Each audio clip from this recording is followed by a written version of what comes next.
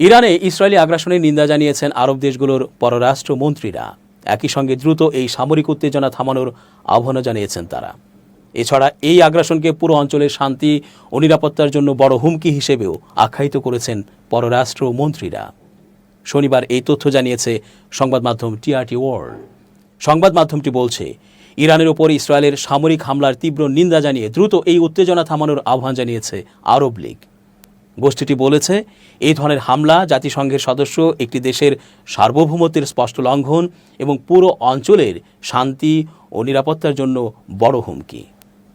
এক যৌথ বিবৃতিতে আরব পররাষ্ট্রমন্ত্রীরা বলেন, এই উত্তেজনা যেন আরও না বাড়ে তা নিশ্চিত করতে আঞ্চলিক ও আন্তর্জাতিকভাবে উদ্যোগ নিতে হবে এবং একটি পূর্ণাঙ্গ যুদ্ধবিরতির জন্য কাজ করতে হবে।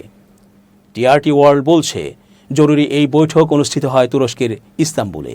এই শহরেই 21 থেকে 22 জুন অনুষ্ঠিত হচ্ছে ইসলামী সহযোগিতা সংস্থা ওআইসি এর 51তম পররাষ্ট্রমন্ত্রী পর্যায়ের বৈঠক।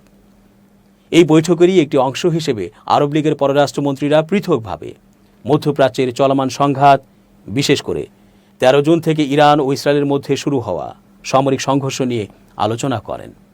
এই সম্মেলনের আয়োজক ছিলেন তুরস্কের পররাষ্ট্রমন্ত্রী হাকান ফিদান। বৈঠকে বিভিন্ন মুসলিম ও আরব দেশের শীর্ষ কূটনীতিকরা অংশ নেন।